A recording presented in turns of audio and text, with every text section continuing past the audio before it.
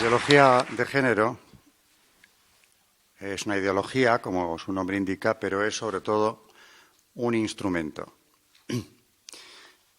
Se ha diseñado desde un origen claramente marxista, viene a sustituir la lucha de clases por la lucha de sexos, es un instrumento fundamental para llevar a cabo un proceso de ingeniería social como en el que estamos inmersos en este momento, vistiéndolo de algo muy distinto. Se viste generalmente de tolerancia y de concesión de nuevos derechos.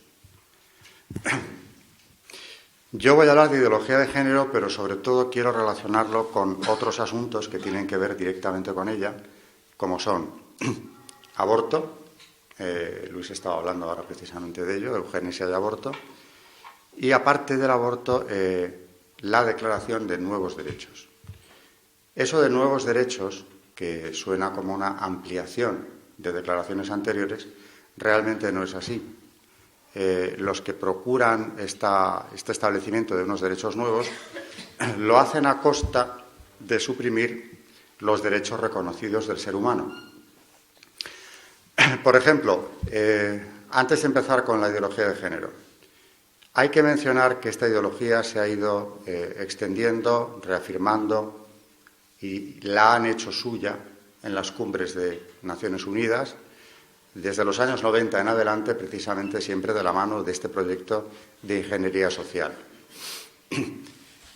Lo de los nuevos derechos no es algo que subyace en los textos, es algo bien explícito que ellos mismos han dicho, los defensores de esta ideología, los defensores de este proyecto, que es un proyecto que emerge claramente cuando ya parecía que habíamos alcanzado una pacificación a nivel mundial, al terminar precisamente la Guerra Fría, con la caída del muro de Berlín, en un mundo que parecía, digo, pacificado, emergen unos problemas nuevos, para mí de un calado no menor que los que estaban planteados precisamente antes. Muy al contrario, porque se trata de demoler la sociedad occidental, lo que quedase en ella de cristianismo después de otras campañas anteriores que han ido en la misma dirección, y esto se comprende, y lo dicen abiertamente ellos, que no se logra mientras no se termine con la familia. Por eso la familia ha sido objeto del trabajo de estas organizaciones, aparece constantemente en los textos ya preparatorios de las cumbres y en los finales vuelve a aparecer, y llaman familia tradicional a la única que existe, la familia. Y lo otro es lo que van llamando nuevos modelos, que no son más que agrupaciones humanas de diferente clase, que ya iremos viendo. Y todo esto no se está haciendo de una manera ni casual, ni tampoco inocente. Como digo, responde a una estrategia muy clara, van cumpliendo objetivos y para no perder el hilo, yo creo que es bueno saber que esto primero se acuerda en organizaciones internacionales por una razón muy sencilla, y es que en un parlamento, en cualquier país democrático, si tuviera que pasar el filtro, estas disposiciones de los representantes de cualquier país, medianamente equilibrado, aunque han dado ya muchos pasos en esa dirección, no pasaría dichos filtros. Y en cambio en organizaciones internacionales se consigue con una facilidad mucho mayor. Es verdad que lo que se debate en estas cumbres nunca salta a la prensa. No esperemos verlo en titulares, porque no existen titulares que hablen de lo que realmente se proyecta hacer. De las cumbres internacionales nos informan de los aspectos externos o folclóricos, pero no de lo que se está debatiendo, no de lo que defienden precisamente algunas estrategias, algunas coaliciones que funcionan dentro de estas organizaciones.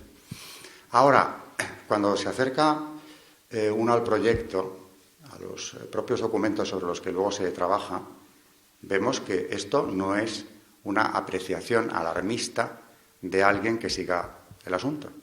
Es que hablan ex profeso de cambiar la sociedad y utilizan el término de ingeniería social o reingeniería social con una tranquilidad absoluta, con la tranquilidad que da la impunidad de saber que eso no va a trascender. Vamos a hacer, por no perder el hilo, digo que son tres temas que quiero relacionar porque están profundamente relacionados entre sí. referencia a aquellas primeras cumbres que empiezan ya con la década de los 90, en las que se hablaba de grandes problemas que estaban planteados a nivel planetario. Se supone que cosas como el desarrollo, la población, la condición femenina, todo eso es lo que da título a esas grandes cumbres. Luego, lo que se debate, lo que se hace en ellas, es otra cuestión. Yo empezaría hablando por la cumbre del Cairo antes de entrar en lo que es ideología de género, para ver que estamos hablando de algo que no se va apoderando de las naciones de una forma casual, sino que detrás hay todo un proyecto internacional de un peso verdaderamente difícil de resistir. En el Cairo, donde se reunían al amparo de Naciones Unidas, que es quien hacía la convocatoria, las delegaciones de muchísimas naciones, para hablar de población, uno de los problemas que más preocupan a los mundialistas, porque desde una óptica malthusiana está sobrando algo así como están sobrando 2/3 partes de la humanidad, y el objetivo a conseguir es la caída de lo que ellos llaman fertilidad. En el tercer mundo, pero también en el primero, porque aquí está la mentira de la ideología de género. Por una parte está la desfachatez con la que hablan de controlar la natalidad utilizando la ideología de género, y por otro lado está lo que quieren conseguir con esa ideología, que no es solamente la caída de la natalidad, sino un cambio mucho más profundo del paradigma humano, un cambio mucho más profundo de la sociedad, concretamente empezando por la occidental, que va más allá de que la natalidad disminuya hasta los límites que ellos consideran oportunos o necesarios para lo que llaman la sostenibilidad. Es decir, que todo se podría traducir en principio en términos económicos, y esto sería muy grave, porque claro, manipular a las poblaciones del país que sea o del hemisferio del que se trate solamente con un criterio economicista es verdaderamente deshumanizarlos. Pero siendo grave eso, es mucho más grave lo que está en juego, que es la puesta en marcha de un sistema realmente totalitario, con invasión total de la esfera privada. Esa es una de las notas en las que se reconoce el sistema totalitario. La esfera privada desaparece y en estas cumbres se está hablando precisamente de, imponiendo esta ideología, conseguir influir en el modelo de familia e incluso en el patrón de comportamiento de las personas. Hay un párrafo por aquí que luego leeré, en el que hablan de que debe conseguirse cambiar el modelo de familia deseada. Es decir, quieren cambiar los deseos, quieren cambiar el paradigma, quieren entrar en las mentes. Y además han dicho cómo hay que hacerlo. Concretamente en esta cumbre del Cairo, supuestamente para hablar de población, porque no se habló, digo supuestamente porque no se habló de población y desarrollo, de 120 páginas que tiene el borrador, hay 12 dedicadas a eso. Lo demás, el resto del documento, es ver cómo se podía cambiar la familia. Es decir, deshacerla, privarle de derechos por completo, y llegan a hablar de cosas tan asombrosas como, claramente, hacer desaparecer la patria potestad. Y eso es ir más lejos que muchos estados totalitarios de los que ya hemos conocido o han existido a lo largo de la historia. ¿Cómo pretenden hacerlo? Pues, por ejemplo, en el Cairo hablaban de suprimir de las legislaciones nacionales cualquier referencia a los derechos y deberes de los padres en materia de educación, reproducción y sexualidad de los menores. Que los padres no tengan nada que decir en ese campo. En cuanto a la concesión de nuevos derechos, se trataría, por ejemplo, de los que llaman reproductivos. Estos son, entre otras cosas, los derechos a la plena sexualidad del menor, indiferentemente de la actitud o el juicio que eso merezca a los padres. Allí vemos un recorte ya de la patria potestad. La educación es fundamental, que los padres no tengan o no puedan intervenir en ella. Esto no se había atrevido a manifestar públicamente, no se había atrevido a nadie a hacerlo hasta esa década de los 90, y claro, es tan alarmante, tan preocupante, tan terrible, que se entiende que la prensa no informe, una prensa, claro, por supuesto, dócil a los designios de quienes promueven estas cumbres, que para que esto no se conozca, desinforman. Para llegar a saber lo que se negocia, lo que se discute en esas cumbres, hay que acudir o bien a los documentos, directamente a los documentos de Naciones Unidas, los preparatorios y los finales, o a poquísimos especialistas. Yo mencionaría a Juan Claudio Sanahúja de manera muy especial, porque ha realizado una labor impagable en este sentido, informando sobre estos textos, y muy poco más. En algunas biografías aparece, me parece muy interesante la biografía que Beagle escribió sobre San Juan Pablo II, donde hay más de un capítulo dedicado a la manera en la que el Papa trató de oponerse a estas políticas ya en la cumbre del Cairo y posteriormente igual en la de Pekín, con la delegación de la Santa Sede, que por una vez consiguió informar de lo que estaba pasando allí. Son demasiadas cosas las que tendríamos que ver para entender ante qué estamos, a qué nos estamos enfrentando, cuál es la amenaza de la libertad, porque hay que hablar de amenaza de la libertad, cuál es la amenaza de los derechos humanos auténticos en este momento. Demasiadas cosas y, como digo, para ir concretando alguna, y yo creo que a lo largo de la exposición quizá quede más claro lo que quiero transmitir, que no es alarmar por alarmar, sino que yo creo que hay que tomar conciencia de qué es lo que está sucediendo, porque mucha gente no puede identificarlo por falta de elementos. Hablando con unas personas hace poco, me decían que captaban que había algo perverso en muchas leyes, que eran injustas por definición, contra la naturaleza humana, captaban la maldad de muchas leyes, de muchas políticas a nivel internacional, pero no sabían darle un sentido, no sabían dónde todo eso se unía para poder identificar cuál es el plan. Por eso digo que quizá con datos consigamos saber un poco más a dónde nos quieren llevar, qué pasos han dado para ello y en qué punto nos encontramos ahora. Ideología de género, yo lo quiero enfocar, lo he dicho a última hora, se me ha ocurrido hoy mismo, con estas otras dos cuestiones. Aborto y lo que se llama la Declaración de los Nuevos Derechos, que es la negación de los derechos humanos. La Iglesia es el escollo, el único escollo que existe actualmente para la imposición de esta ideología a un nivel mundial. Todavía queda, por supuesto, naturalmente, incluso en estas organizaciones, mentes sanas que se oponen y por eso no han conseguido que esto, que es nada más que una declaración de intenciones o unas líneas de actuación que puede establecer Naciones Unidas, no han conseguido que se traduzcan en legislaciones concretas, salvo en algunos casos. Por ejemplo, antes de continuar, lo han conseguido, por ejemplo, en España, con Rodríguez Zapatero, cuando aprobó la ampliación del aborto, haciendo que las menores pudieran abortar sin conocimiento de los padres. Lo que estaba aplicando era una directriz, precisamente, de ideología de género puro, que es el Tratado de los Comités de Naciones Unidas, los Comités de Derechos Humanos de Naciones Unidas, que en Ginebra, en 2001, establecen, no era la primera vez, solo que aquí ya lo firman,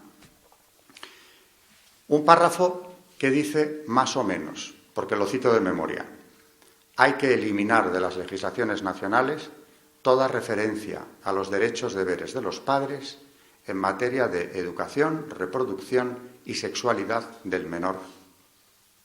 Lo cual son muy conscientes de que naturalmente alarmaría, alertaría, descubriría una estrategia y por eso, insisto, no sale en prensa. Eso que se firmó en Ginebra es lo que aplicó 3 años después Rodríguez Zapatero cuando amplía su ley del aborto y todo el mundo piensa que era como una locura, un hecho aislado de un gobernante occidental, pero tenía una cobertura internacional ya en aquel momento. No la invocó, por supuesto, no habló de este acuerdo, pero estaba ahí. Caso necesario, existe y tenemos un punto de referencia. Digo que la Iglesia es el único escollo porque, aparte de otras personas equilibradas y otras delegaciones que en estas cumbres se han opuesto, naturalmente, a estas políticas, la voz que se oye, la única voz que se oye hace ya tiempo en contra de la ideología de género, sigue siendo la de la Iglesia. Lo que ha motivado que algún personaje público como Hillary Clinton haya pedido ya públicamente que se silencie la voz de la Iglesia por lo dañina que resulta. Luego hablaré también de esta señora porque tiene mucho que ver con ideología de género, políticas abortistas, etc.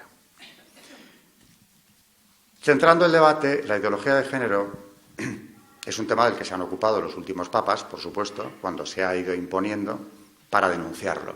como lo que es. Por ejemplo, Benedicto XVI, en el año 2012, en diciembre, cuando se dirige a la curia romana, precisamente una parte sustancial de ese mensaje de diciembre, de aquel año donde hace un balance precisamente del año, es la ideología de género. He extractado algunas de las frases de Benedicto XVI en este documento, en aquel discurso. Partimos de una autoconstrucción que en sí conlleva una rebelión diabólica contra lo que uno es. Porque la frase, el punto de arranque, que siempre se toma como referencia, es la afirmación de Simone de Beauvoir de que no se nace mujer, se llega a serlo. Es decir, te hacen serlo. Es algo cultural, es una construcción cultural que por eso mismo se puede destruir. Igual que se construye, se quita. Y cada uno decide libremente lo que quiera ser. Bueno, lo que se ha aprobado en la Comunidad de Madrid hace muy pocos días, que lo que establece precisamente es eso. Cada uno puede establecer libremente su sexo independientemente por completo de la biología. No depende de Dios ni de la naturaleza. Es el deseo de cada persona lo que le convierte en algo distinto a su sexo, en el otro sexo. Es una autoconstrucción absoluta. Y se ha luchado porque eso se reconozca como un derecho, un supuesto derecho humano, que naturalmente ha sido utilizado, como vamos a ver ahora, para transformar la familia. Decía en 2012 Benedicto XVI, si hasta ahora habíamos visto como causa de la crisis de la familia un malentendido de la esencia de la libertad humana, ahora se ve claro que aquí está en juego la visión del ser mismo, de lo que significa realmente ser hombres. La falacia profunda, veamos que Benedicto XVI es muy contundente cuando condena la ideología de género, no se queda en medias tintas. La falacia profunda de esta teoría y de la revolución antropológica que subyace en ella es evidente. El hombre niega tener una naturaleza preconstituida por su corporeidad, que caracteriza al ser humano. Niega la propia naturaleza y decide que ésta no se le ha dado como hecho preestablecido, sino que es él mismo quien se la debe crear. Invoca el Génesis, a continuación, diciendo, según el relato bíblico de la creación, el haber sido creado por Dios como varón y mujer pertenece a la esencia de la criatura humana. Esta dualidad es esencial para el ser humano, tal como Dios lo ha dado. Ya no es válido lo que leemos en el relato de la creación. Hombre y mujer los creó. No, sigue diciendo el Papa.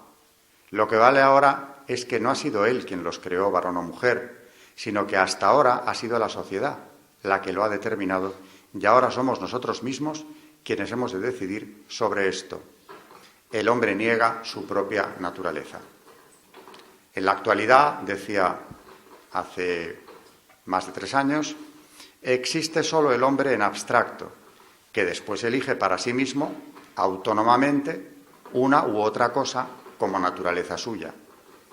En la lucha por la familia, terminaba diciendo entonces, está en juego el hombre mismo, y se hace evidente que cuando se niega a Dios, se disuelve también la dignidad del hombre.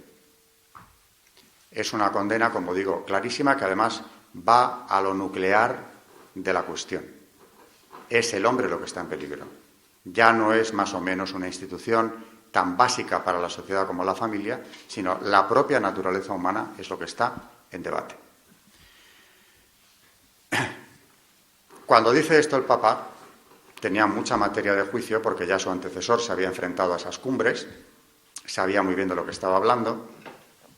Voy a dar algunas pinceladas, por ejemplo, del Cairo, que es por donde empezaba hace unos minutos.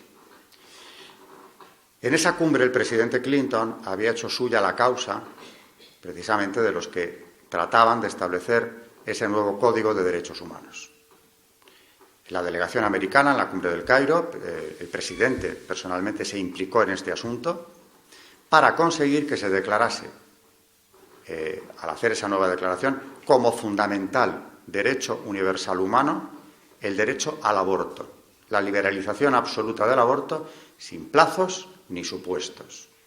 Un derecho al que la persona pudiera acceder y se le reconociera tan básico como hasta ahora se había reconocido, bueno, hasta hace unos años, el derecho a la vida.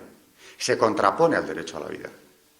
Y sobre ese derecho quería articular toda la declaración de los llamados nuevos derechos. Por ejemplo, los reproductivos, que son sexuales, a los que me he referido antes. Sabiendo esto, en vísperas de aquello, de esa convocatoria, ya el Papa envió una delegación a la comisión preliminar, que presidía, por cierto, y este dato es importante, un personaje que era el representante de Ghana, el doctor Fred Said, que casualmente era el presidente de Planned Parenthood, la mayor central abortista de los Estados Unidos, un gran negocio de la familia Rockefeller, por cierto, que presidía nada menos que el personaje que había sido nombrado secretario para la cumbre de población del Cairo. Eso no aparecía tampoco en prensa, pero es un dato objetivo. Naturalmente, ya en la comisión preliminar, el propio presidente torpedeó la acción de la Santa Sede cuanto pudo, escarneciendo a los representantes incluso de la Santa Sede, públicamente también, y como luego además no solo presidía la comisión preliminar, sino que tenía que presidir la propia conferencia del Cairo, podemos imaginar cómo moderó el debate. En esa ocasión, quien llevaba la batuta, la ofensiva, ¿no?, por los nuevos derechos, por la legalización del aborto, digo que era precisamente la Comisión Americana, abierta y claramente. En cambio, como ahí fracasó el proyecto de borrador, fracasó, el Papa hizo una campaña previa demoledora. En sus discursos en la Plaza de San Pedro habló durante varias semanas, 10 días seguidos, sobre la vida, el derecho a la vida, sobre familia y matrimonio, en fin, sobre todo lo que se quería destruir en esa conferencia del Cairo, porque, como dije antes, aparte de los nuevos derechos, de lo que más se hablaba allí es de cómo se podía deshacer la familia, crear un nuevo modelo de familia. Es verdad que en aquel momento muchos países, muchas delegaciones del tercer mundo se sintieron implicadas en esto porque comprendían que a los primeros que les iban a restringir la natalidad, la familia, los derechos fundamentales, era a ellos. Pero como eso es así, es a ellos a quienes se les quiere limitar en principio, luego hablaré sobre esto un poco más. Se opusieron, pero era una oposición sin grandes posibilidades de éxito ni de futuro, porque Naciones Unidas actúa de esa manera. Condicionan frecuentemente las ayudas materiales al hecho de que estas naciones pobres acepten estas políticas antinatalistas. Es decir, esterilizaciones masivas y, por supuesto, aborto libre, que ya se ocupan estas organizaciones internacionales de llevarlo gratuitamente allí. De manera que esa era una resistencia que no podía durar. Y en la siguiente cumbre, que fue la de Pekín, evidentemente el tercer mundo brilló por su ausencia en la defensa de estos derechos. Ahora, como esto es una estrategia que claramente se ve, se organiza previamente, en la siguiente cumbre, 95, un año más tarde, ya no era la delegación americana la que llevaba la iniciativa. Le había pasado el protagonismo a la Unión Europea, donde tenemos una organización que persigue fines idénticos a los de Naciones Unidas, con una ideología exactamente igual. Pero claro, ya se había gastado demasiado el presidente Clinton y su administración y la delegación americana. Le tocaba el turno a los aliados europeos, que forman en el 95 una coalición de todas las naciones de la Unión Europea, con algunos países más que se adhirieron para dar una impresión más universal, por ejemplo Canadá o Sudáfrica, que también entró en la coalición. El Papa, que sabía muy bien de qué se trataba y que lo que estaba en juego era sobre todo una cuestión de derechos humanos básicos, puso al frente de la delegación de la Santa Sede a una mujer que era catedrática de la Universidad de Harvard, experta especialmente en Derecho Internacional y Derechos Humanos, Marianne Glendon, precisamente porque ya no se la podía envolver con el tema de los derechos, era una experta y profesora de Harvard, precisamente en esa cuestión. Cuando la delegación estaba a punto de irse a Pekín en septiembre del 95, el Papa, que había vuelto a hablar en vísperas de la cumbre de vida, matrimonio, familia, públicamente, creando un ambiente naturalmente favorable a la defensa de todas estas cuestiones, de los derechos humanos auténticos, Se reunió con la señora Glendon y con Navarro Valls, que también estaba en la delegación, que tenía que ir a Pekín, muy preocupado 2 días antes de que se fueran, y dijo simplemente, con una visión sobrenatural, claro, como siempre de las cosas, hay que rezar más. Y únicamente les dio una directriz. Si algo no va bien, buscad refugio en el pueblo. Frase críptica que tenían que desentrañar estas 2 personas, llegado el caso. Que algo no iba a ir bien era evidente en una cumbre como aquella. ¿Pero a qué se refería el Papa? Tardaron unos días en descubrirlo. ¿Cuántos? Pues los que llevó simplemente empezar las reuniones, y 48 horas más tarde descubre la delegación de la Santa Sede que de lo que se trataba allí era de recuperar la agenda que había fracasado en el Cairo. Exactamente la misma. La destrucción de la familia, la imposición de los nuevos derechos, naturalmente la liberalización del aborto. Era la agenda exacta. Era la agenda de Clinton, que volvía ahora a Pekín con unos defensores supuestamente diferentes. Entendiendo que el gran peligro de estas cumbres es la desinformación, algo por lo que he empezado yo ahora, Navarro Valls y la señora Glendon decidieron que la frase del Papa se podía muy bien interpretar en el siguiente sentido. El pueblo está al margen de estas disquisiciones, se les va a imponer un sistema de valores completamente contra natura, sin haberse enterado siquiera. Es un atropello contra el pueblo, que supuestamente está representado aquí en su dimensión internacional en una cumbre de Naciones Unidas. Hay que informar. A lo que se refería el Papa, probablemente piensan ellos, es a esto, que el pueblo sepa. Y si sabe, que actúe.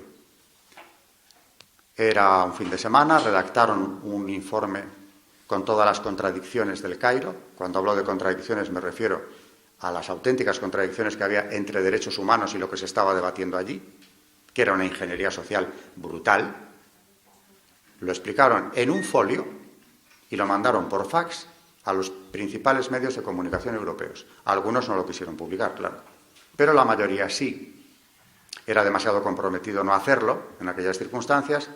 El lunes salió la noticia, salió la comunicación de la Santa Sede, y esto llegó a los parlamentos de todas las naciones de Europa esa misma semana, donde siempre no faltaron grupos que interpelaban a sus gobiernos pidiendo explicaciones de cómo era posible que su delegación en Pekín hubiera defendido semejantes políticas. Por ejemplo, la señora Glendon se entrevistó con los presidentes de algunas de estas delegaciones y les preguntó siempre lo mismo.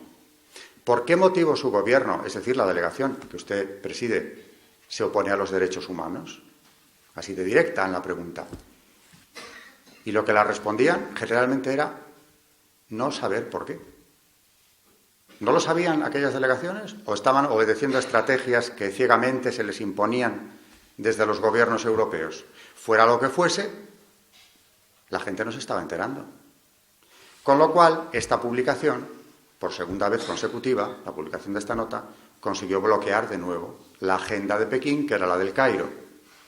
Pero claro, sería subestimar la tenacidad de quienes quieren poner en marcha estas políticas el pensar que ya con eso la derrota era definitiva, ni mucho menos.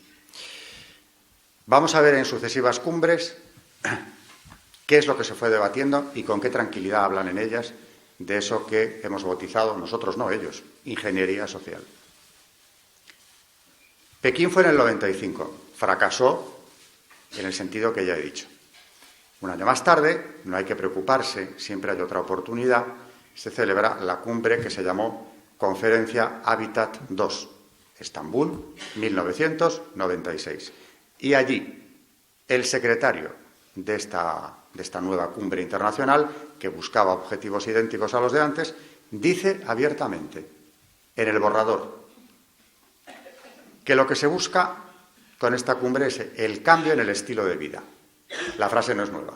Lo del cambio en el estilo de vida ya estaba en el Cairo, ya estaba en Pekín, en los borradores. ¿A qué se refiere? Un cambio en el sistema de valores, un cambio en la familia, que es la destrucción de la misma. Y su reemplazo por las nuevas formas de familia. Ya vamos concretando. O sea, que cambiar el estilo de vida significa implantar unas nuevas formas de familia. Todo menos la familia. Otras cosas, por determinar. Afirmando que se trataba de un verdadero proceso, lo decía él, de ingeniería social. Estoy hablando del señor Wally Endow, que era el secretario de la cumbre Habitat II. Lo mismo admitió, por aquella misma época, Adrienne Germain, que era la presidenta de la Coalición Internacional para la Salud de la Mujer y miembro de la Agencia Internacional Sueca para la Cooperación y el Desarrollo. Había formado parte de la delegación la delegación americana en las cumbres del Cairo y Pekín. Y ahora afirmaba, o confesaba, no sé cómo calificar el comentario. Dirigidos por los Estados Unidos desde los años 50, la cosa venía de atrás, se formaron profesionales en población para controlar el crecimiento de la población en los países en desarrollo de Asia, África y Latinoamérica. El objetivo es reducir la alta tasa de fertilidad. La Agenda del Cairo, se refería a la ya pasada Cumbre del Cairo, se enfoca hacia una amplia reingeniería social. Y lo llaman bien, porque es ingeniería. Hay un plan previo, se ponen los medios, se consigue el objetivo. ¿Qué es en este caso? Seres humanos, personas, sociedades humanas que quedan transformadas y, por supuesto, desarticuladas para ninguna defensa posterior. Se pretende establecer, desde luego, un pensamiento único y dentro de dicho pensamiento tiene una especial importancia el control de población. Claro, si solo fuera eso, como decía al principio, estaríamos ante una exhibición brutal de egoísmo por parte de los países desarrollados que pasaría por la eliminación de los pobres del mundo o dejar su porcentaje de población en el mínimo o casi en la nada, pero sería solo, entrecomilló la palabra, solo eso. Pero es que hay más, porque tienen planes también para el primer mundo. No se trata de conseguir que la natalidad se desplome allí. Aquí se trata de imponer ese modelo social, esa ingeniería social, que incluye la destrucción de la familia como primer paso. Luego, es una ideología la que trata de imponerse. Es un nuevo sistema de valores, por supuesto, contra el cristianismo. Lo que pueda quedar de cristianismo después de la lluvia ácida que las sociedades cristianas europeas han aguantado durante siglos, erradicarlo ahora por vía legal. De manera que estamos en un momento de impasse en el que son las organizaciones internacionales las que toman estos acuerdos, tratando de que luego los estados se vayan adhiriendo. Por cierto, no vamos a discutir que no lo logren, porque tenemos ya ejemplos más que sobrados de cómo la ideología de género se va aplicando cada vez de manera más contundente a través de leyes positivas, que esas sí son coercitivas. No se trata solo de un control de población, siendo esto ya inaceptable, se trata también de un cambio del paradigma humano y del establecimiento de un pensamiento único que, lo repito, nos pone en las puertas de un totalitarismo nuevo, más amenazante que ningún otro.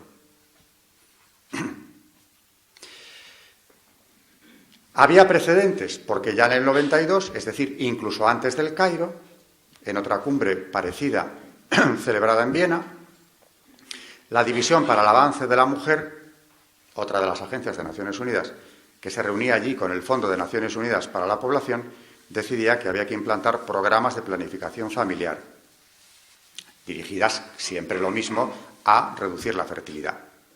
Y aquí viene la frase a la que yo me refería hace unos minutos, una de las más fuertes para mí de todo lo que yo he tenido ocasión de ver. Se deberán cambiar los roles de género en orden a reducir la fertilidad,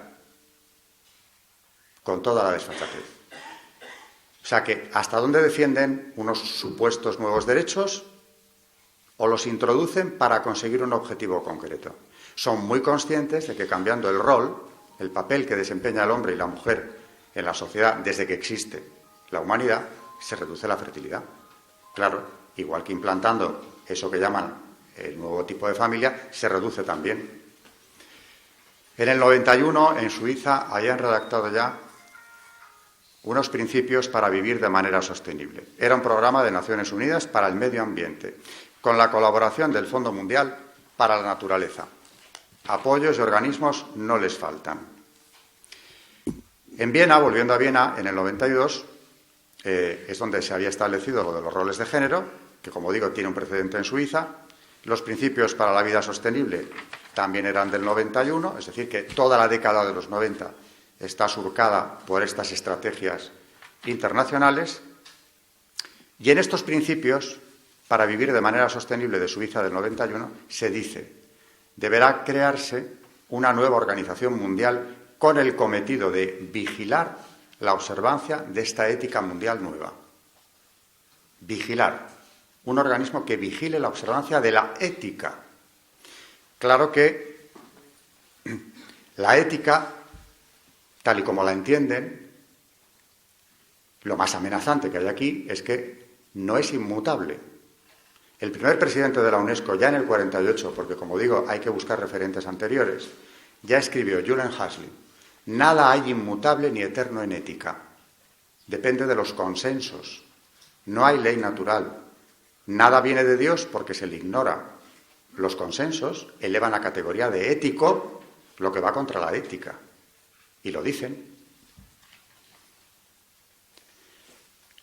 Por ejemplo, también en estos principios de vida sostenible, decían claramente que para poder adoptar esta ética de vida sostenible, los individuos deben reconsiderar sus valores y modificar sus comportamientos. La sociedad debe promover los valores que están en consonancia con la ética de vida sostenible y desalentar a aquellos que sean incompatibles con ella. La maternidad se politiza, ya no es una cuestión de la persona, sino que es algo en lo que el Estado tiene que intervenir para controlarlo, ya incluso como una opción. Según la UNESCO, esta nueva ética, como digo, tiene que informar las leyes nacionales de todos los países, diciendo: la decisión de tener una familia grande o pequeña tiene consecuencias en toda la sociedad, nacional e internacional. Es imperativo moral de los Estados fomentar la familia pequeña. Aquí destapan un poco más la estrategia, y también en este documento de la UNESCO se dice: el progreso industrial de los países desarrollados no se extenderá a los del tercer mundo, por lo que tiene de contaminante el proceso de desarrollo. El factor demográfico también actúa, según ellos, como un factor contaminante, y añaden: es intolerable que los pobres, que serán mayoría en el futuro, dañen los ecosistemas del mundo por tratar de desarrollarse a cualquier precio. ¿Cómo se va a publicar en prensa un texto como este? Ya sabemos por qué no se publican. En la cumbre de Río, en el 92, pues precisamente se trató de poner en práctica esto, elaborando un documento ad hoc que fomentara la imposición de esa nueva ética.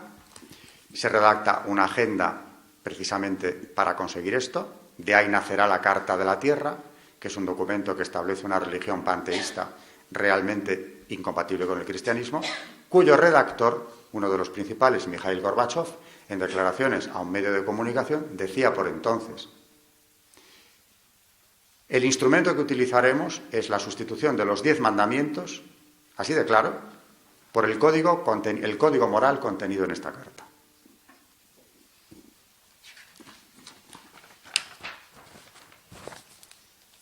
En cuanto al panteísmo que subyace en la Carta de la Tierra, que ha sido ya venerada, porque a veces caen en situaciones tan esperpénticas como llevarla en procesión dentro de lo que llaman Arca de la Esperanza, que es un remedio del Arca de la Alianza, decorada con escenas panteístas, ha ido por procesión, en procesión por Nueva York, fue llevada a la cumbre de Johannesburgo para que, como decía el presidente, iluminara a los asistentes con su sola presencia.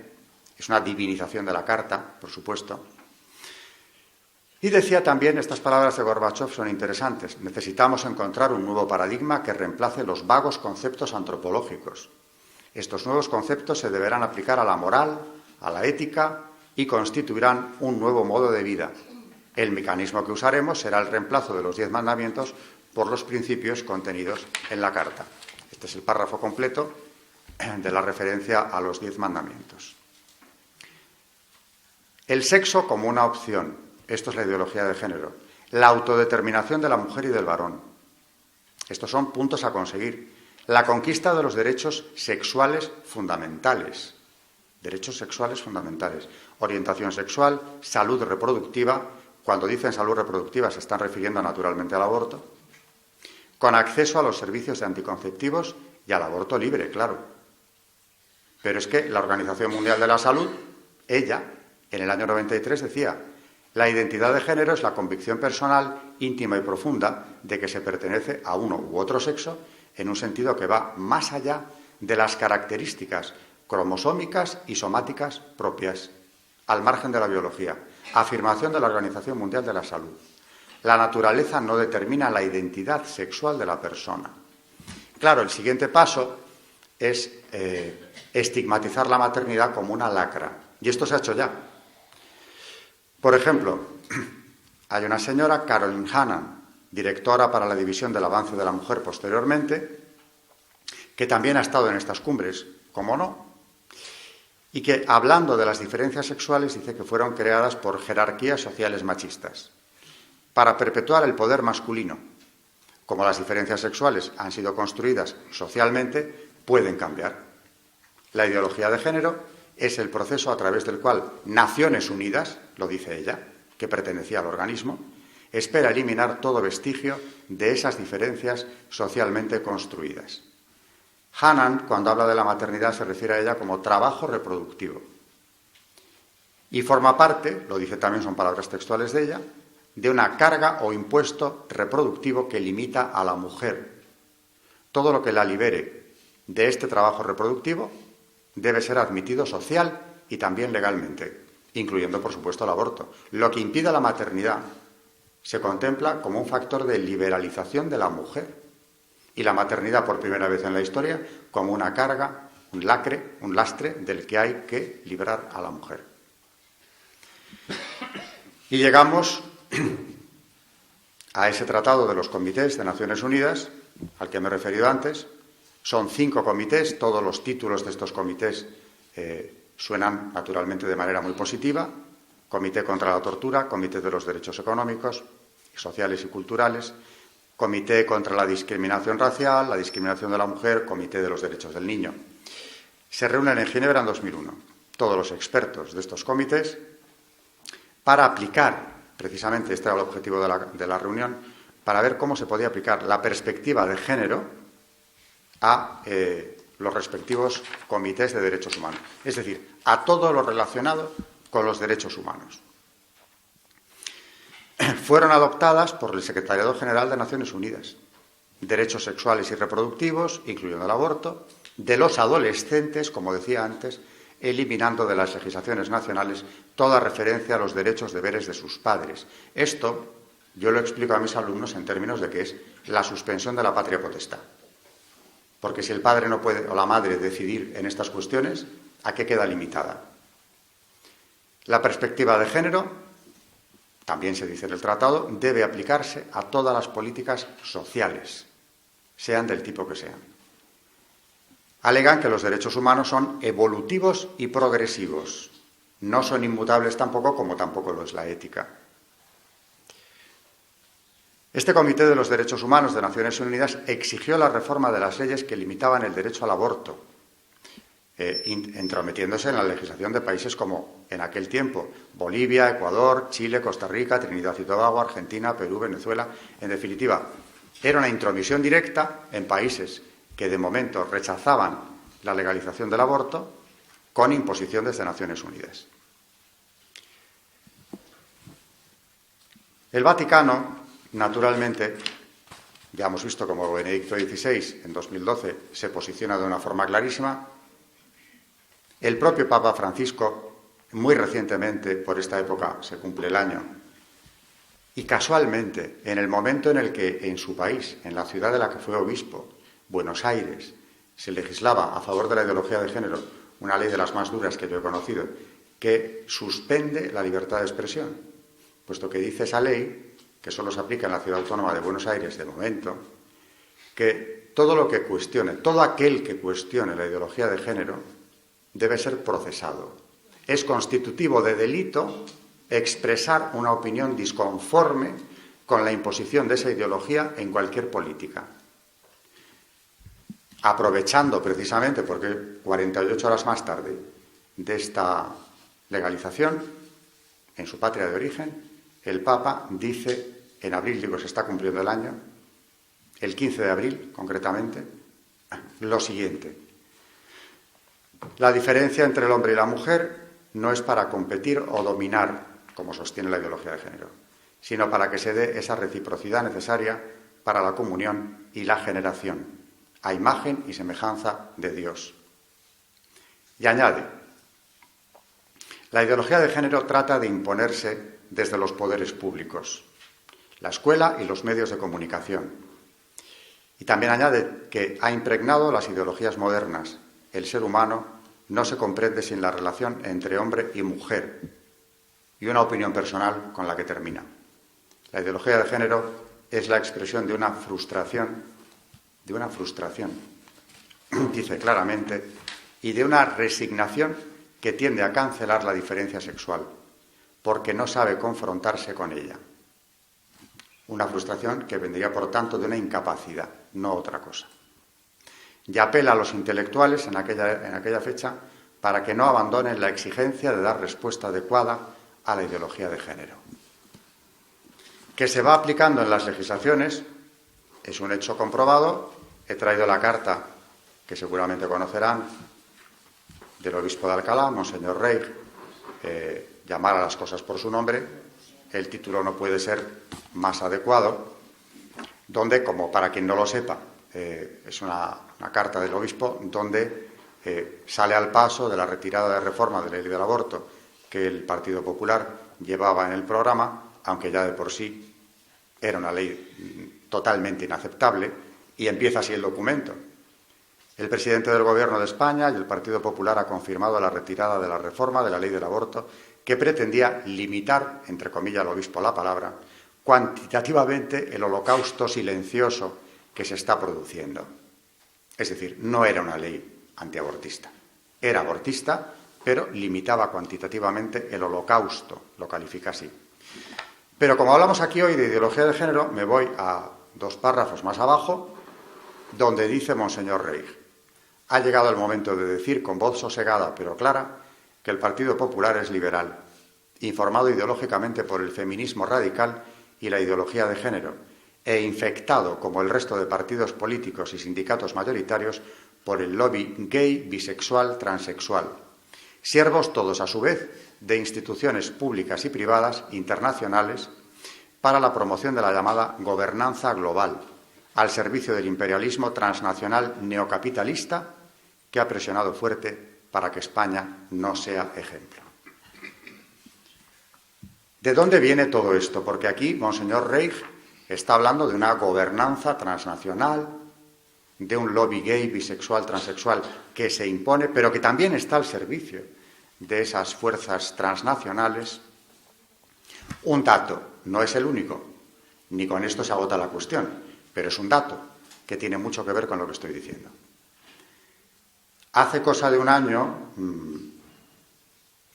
gracias a mi amigo Borja Díez de Rivera, que estaba por aquí, creo hace unos minutos, y si no estaba su madre, la he visto al entrar, me organizó una comida interesantísima, porque yo estudio el tema de la masonería desde hace años, con un masón arrepentido que publicó un libro con su experiencia, con su trayectoria personal, Serge Abad Gallard, que es un francés, de origen español, como se ve por los apellidos, pero que publicó por aquella época, creo que es en mayo, se cumplirá un año, ese libro traducido al español, que es ¿Por qué abandoné la masonería? En esa primera comida yo le pregunté directamente de entrada qué había de adoración luciferina dentro de la masonería, en qué grados, porque depende de la obediencia, y él dijo, no, en la mía desde el primero. No había sido consciente realmente de lo que era aquello y me contó cómo preguntó al gran maestre, al venerable maestre de su logia, por qué se hacía eso, recién llegado a ella. Y le contestó, no hagas ni caso, es una cosa simbólica y se hace solamente una vez al año. Le dijo, una vez al año o más, pero se hace, ¿no? Y nada más llegar. Eso está ahí.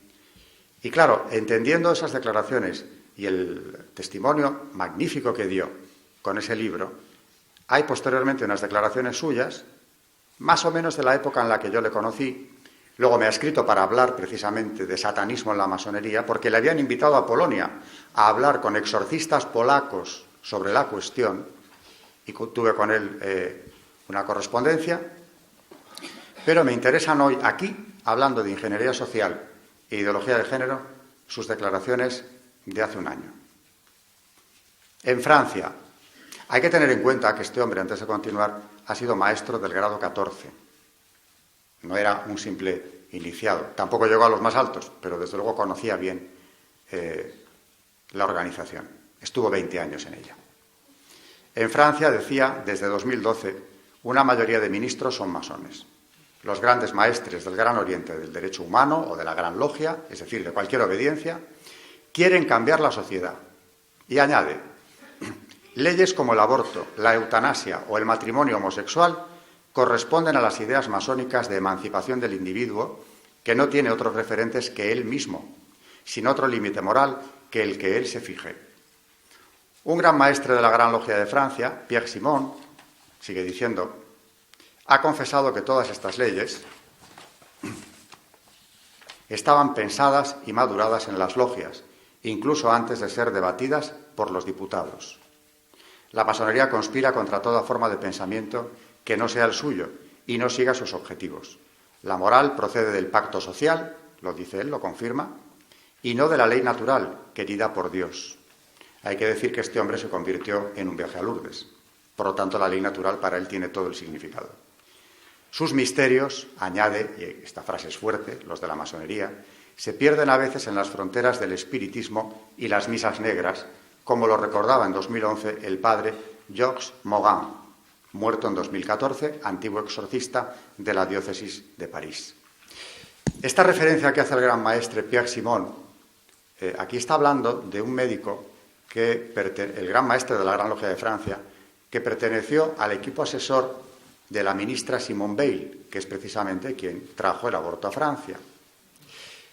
Este hombre publicó en los 70 un libro que se titula, además, parece un escarnio, La vida ante todo, como si se presentara como un defensor de la misma. Y en ese libro afirma, es todo el concepto de la familia lo que está derrumbándose. La ley Veil, en la que él participó, es una gran victoria de la masonería sobre el pensamiento judeocristiano. Y en cuanto a defender la vida, lo que dice el gran maestre es lo siguiente. Amar verdaderamente la vida, respetarla, implica muchas veces el deber y valentía de rechazarla. El nacimiento de un niño que sea anormal, sin remedio posible, pone 2 puntos, dejar morir. No es preservar la vida, dejar morir al niño. Aborto y eutanasia, según él, son un derecho y a veces incluso un deber de las personas. El libro fue retirado porque la propia masonería francesa lo hizo, entendiendo que era excesivamente explícito en cuanto a los fines y las maneras de actuar. Es todo el concepto de familia lo que está derrumbándose, decía Pierre Simon hace ya de esto bastantes años. Y en cuanto a la autonomía moral, esto que él apunta aquí de elevar al hombre a verdadera religión dentro de la masonería, José Luis Rodríguez Zapatero, que ha negado pertenecer a ella, lo ha negado explícitamente, aunque ha tenido varios ministros, aparte de sus antecedentes familiares, hizo una declaración personal en cuanto a su religiosidad en la biografía autorizada que escribió sobre él Suso de Toro, titulada Madera de Zapatero, donde dice lo siguiente: en la medida en que he ido evolucionando y madurando, creo que la religión más auténtica es el hombre, es el ser humano, el que merece adoración. Es el vértice claro del mundo, tal como se nos ha mostrado, tal como lo hemos llegado a comprender. Estamos en medio de una batalla espiritual muy clara, que viene de lejos, que no se ha improvisado en 4 días, ni siquiera en los 90. En los 90 lo que toma es cuerpo, porque esto salta a las cumbres internacionales y nos encontramos con apoyos tan sorprendentes como los de todo un organismo como Naciones Unidas o sus agencias principales, que toma el relevo un año después la Unión Europea, por lo tanto estamos hablando de una realidad idéntica, y que aspira a controlar la religión cuando no suprimirla. Volviendo a Hillary Clinton, he hablado de su marido al principio. Hace un año, también por esta época, en el Lincoln Center en Nueva York, pronunció una conferencia sobre feminismo de la cual extracto la siguiente frase con la que ya voy a ir acabando. No tiene desperdicio. Aconsejo prestar atención a todo lo que dice. Los códigos profundamente enraizados, las creencias religiosas y las fobias estructurales, equiparándolo todo, han de modificarse. Los gobiernos deben emplear sus recursos coercitivos para redefinir los dogmas religiosos. Esto dicho por alguien que supuestamente encarna el modelo de una sociedad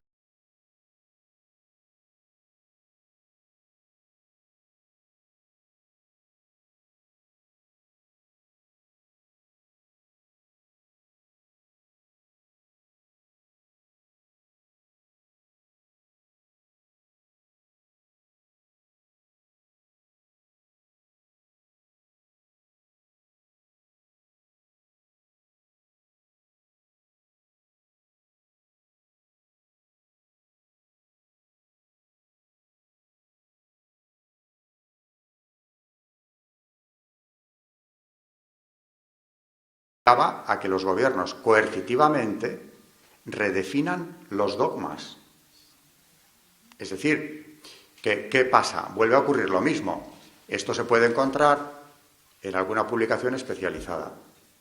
Esto no ha salido, que yo sepa, en prensa, en titulares, porque esto merecería un titular en la prensa occidental. No se ha hablado de esto.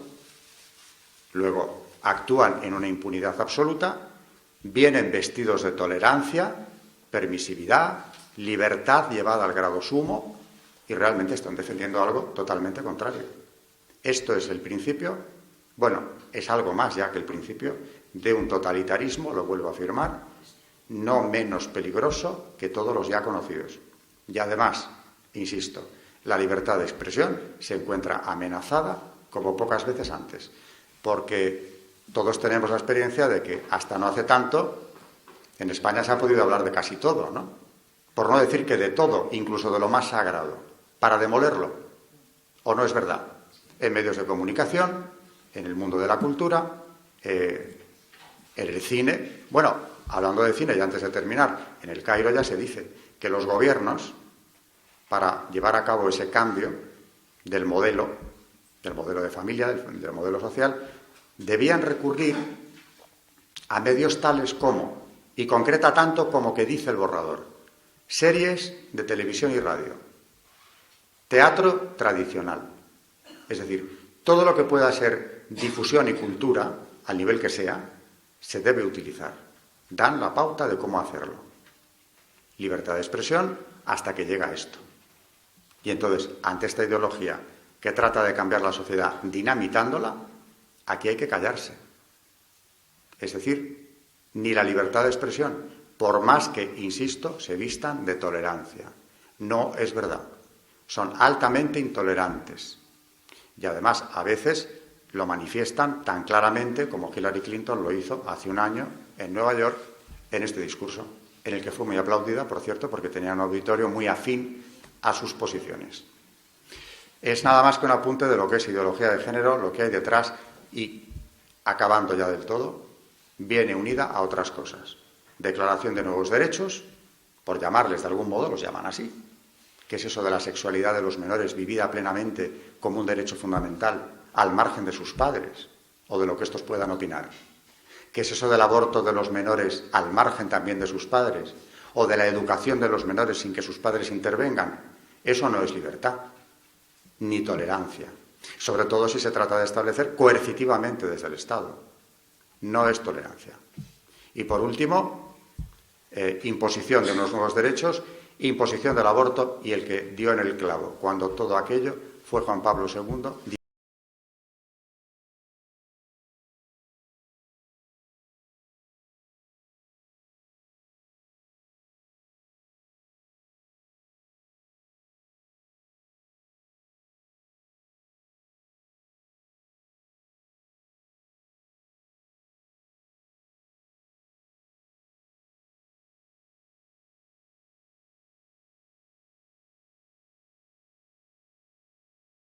España, sin que haya pasado una gran cosa, ni grandes movilizaciones, Se han ido desanimando incluso los que se movilizaban. ¿Y qué ha pasado? Pues que como el ser humano tiende a identificar justo con legal, las nuevas generaciones, yo doy clase a chicos de 20 años o de menos incluso, y llevo años dándosela. Pero es que todos ellos, cuando nacieron, esto estaba aprobado desde hacía muchísimo tiempo. Les cuesta más, aunque muchos de ellos lo entienden, pero les cuesta más entenderlo que a una persona que ha visto cómo esto se ha ido fraguando. Porque ellos están acostumbrados a que eso es la ley, es ley. Y el hombre, digo, tiene atávicamente la tendencia a identificar justo, legal, legítimo. Y eso es también una forma de hacer propaganda, es una forma de cambiar la sociedad. El que eso esté ahí, y como decía Juan Pablo II, destruyendo la plataforma fundamental de toda declaración de derechos, es un hecho objetivo con el que hay que contar. No es ajeno a la ideología de género, ya hemos visto cómo desde ella se defiende ese derecho, ni tiene tampoco deja de tener mucho que ver con esas declaraciones de nuevos derechos. Es más, precisamente aspira a que esos derechos se proclamen definitivamente, es más, se impongan, porque será el momento en el que ya la batalla ha sido ganada. Lo que ha ocurrido en la Comunidad de Madrid hace unos días no es más que un ejemplo de la dirección que va tomando esto. Así que, cuidado, que esto no se queda en directrices que se tomen en Ginebra o en Helsinki o en la cumbre que queramos y al final se queden en papel mojado. Antes o después se va implantando esta legislación que es lo común a todas las agendas de los gobiernos masónicos europeos y americanos también, por supuesto. Hasta aquí hemos llegado.